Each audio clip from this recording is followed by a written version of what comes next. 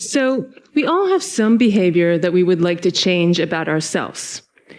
And we certainly all want to help someone else change their behavior in a positive way. So maybe it's your kid, your spouse, your colleague. So I want to share some new research with you that I think reveals something really important about what gets people to change their behavior.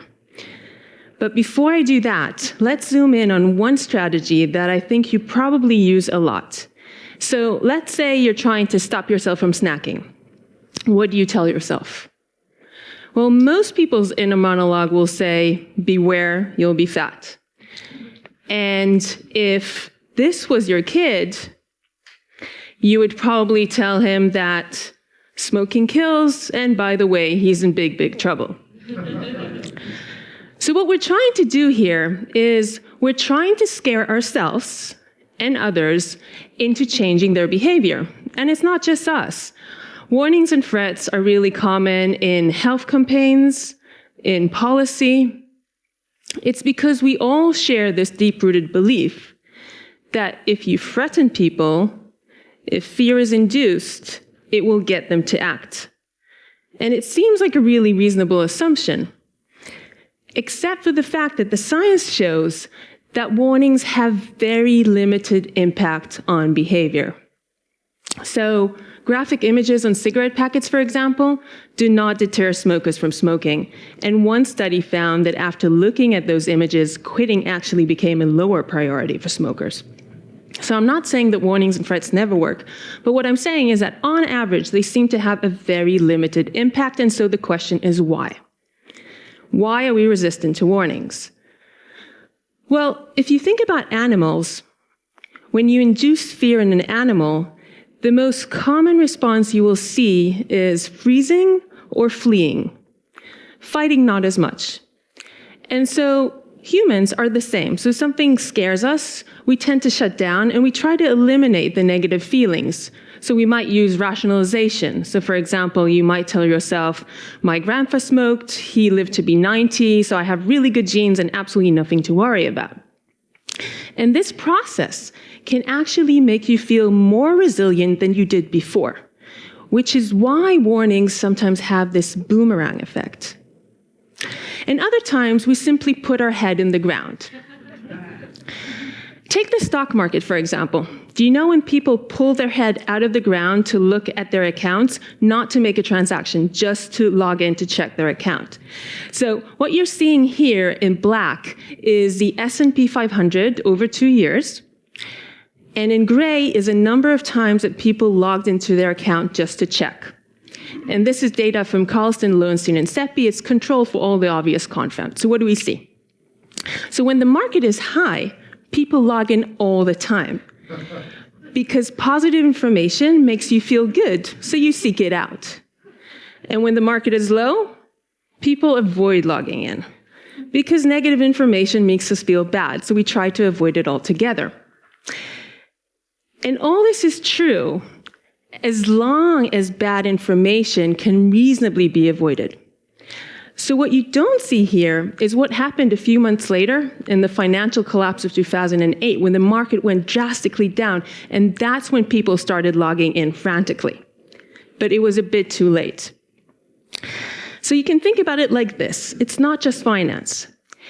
In many different parts of our life, we have warning signs and bad behaviors now. And they could potentially lead to all these bad outcomes later. But not necessarily so, because there's different routes from your present to your future, right? It can go this way, it can go that way. And as time passes, you gather more and more information about where the wind is blowing. And at any point, you can intervene, and you could potentially change the outcome. But that takes energy, and you might tell yourself, well, what's the point about worrying about something that might happen? It might not happen. Until we reach this point, at which time you do jump into action, but sometimes it's a little bit too late. So we wanted to know in my lab, what type of information does leak into people? So we conducted an experiment where we asked approximately 100 people to estimate the likelihood of 80 different negative events that might happen to them in the future. So for example, I might ask you, what is the likelihood that you will suffer hearing loss in your future? And let's say you think it's about 50%. Then I give you the opinion of two different experts. So expert A tells you, for someone like you, I think it's only 40%. So they give you a rosier view of your future. Expert B says, for someone like you, I actually think it's about 60%. It's worse. So they give you a bleaker view of your future. What should you do? Well, you shouldn't change your beliefs, right? Wrong. What we find is that people tend to change their beliefs towards the more desirable opinion. In other words, people listen to the positive information. Now, this study was conducted on college students. So you might say, well, college students are delusional, right? We all know that. And surely as we grow older, we grow wiser. So we said, okay, let's test that. Does this really generalize? Does it generalize to your kid? Does it generalize to your parent? Does it generalize to your spouse? And so we tested people from the age of 10 until the age of 80. And the answer was yes. In all these age groups, people take in information they want to hear, like someone telling you you're more attractive than you thought, than information that they don't want to hear. And the ability to learn from good news, it remained quite stable throughout the lifespan. But the ability to learn from bad news, that changes as you age. So what we found was that kids and teenagers, they were the worst at learning from bad news. And the ability became better and better as people aged. But then, around the age of 40, around midlife, it started deteriorating again. So what this means is that the most vulnerable populations, kids and teenagers on the one hand, and the elderly on the other hand, they're the least likely to accurately learn from warnings. But what you can see here is that it doesn't matter what age you are. You can be 20, 30, 40, 50, or 60. Everyone takes in information they want to hear more than information that they don't. And so we end up with a view like this of ourselves.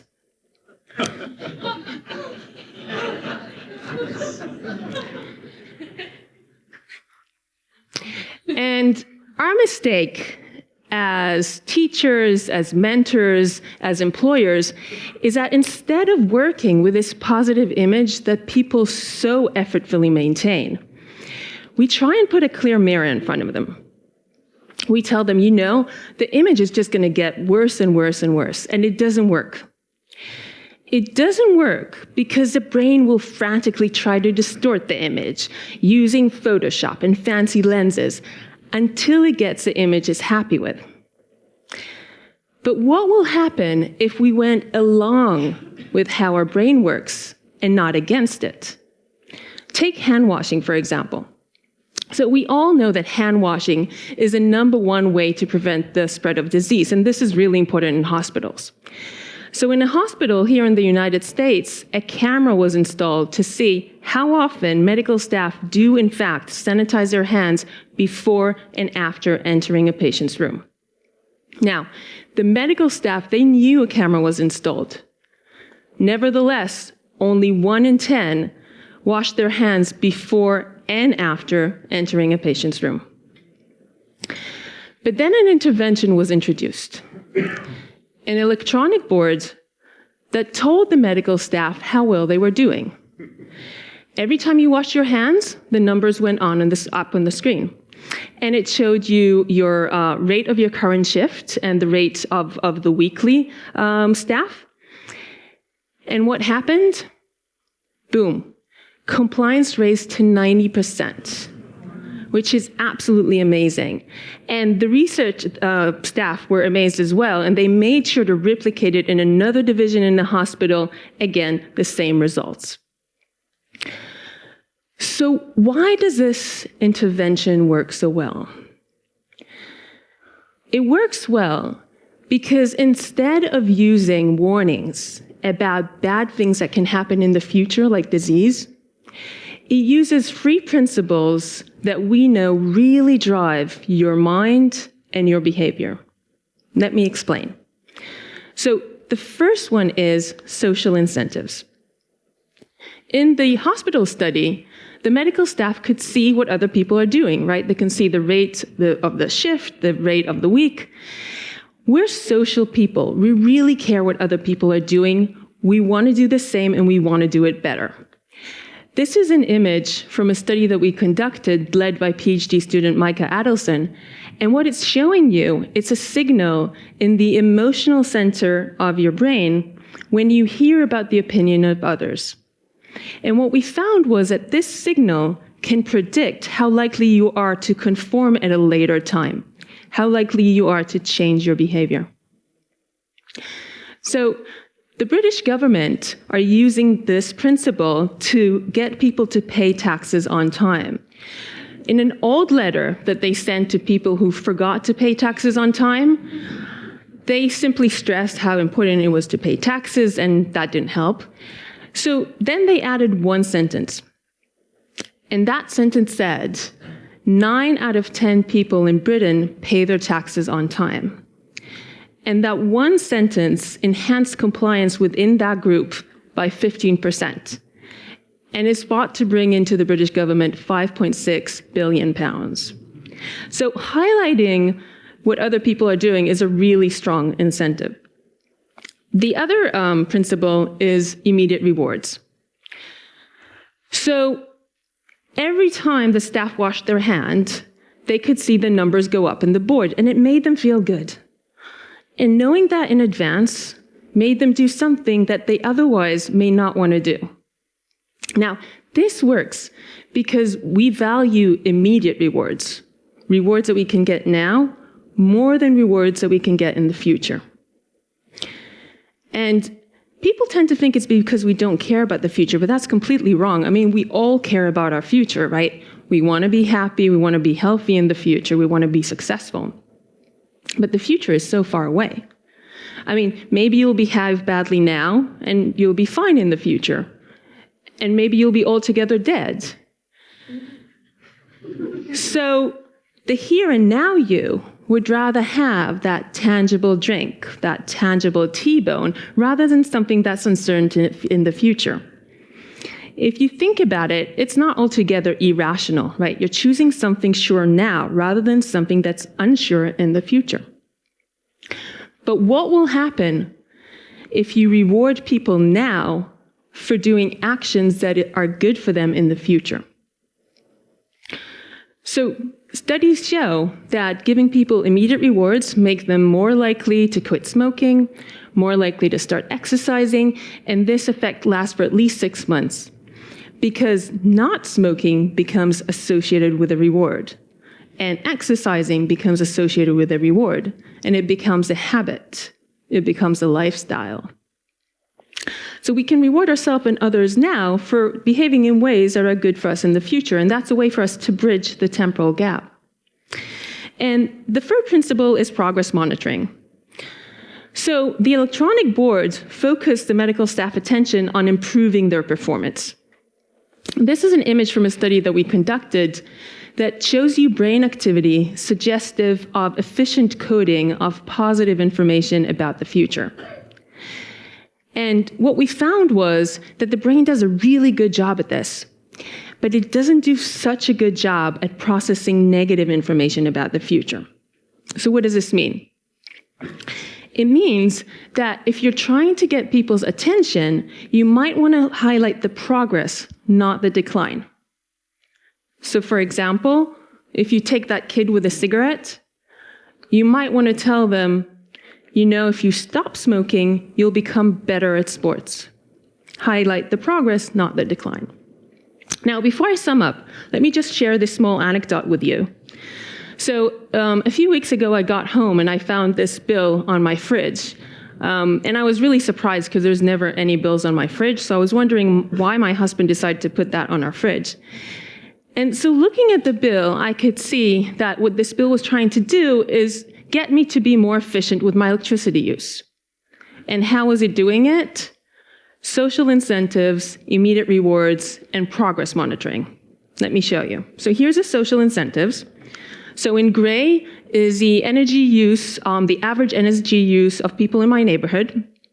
And in blue is my energy use. And in green is the most efficient neighbor. And my reaction to this was, my immediate reaction was, I'm a little bit better than average. A tiny bit, but still. And my husband was exactly the same reaction. And I want to get to the green bar. And then I got a smiley face. That was my immediate reward. And it was telling me, you're doing good. And it made me want to put this on my fridge. And although I have this one smiley face, I can see the opportunity there to get two smiley faces. So there's an opportunity for progress.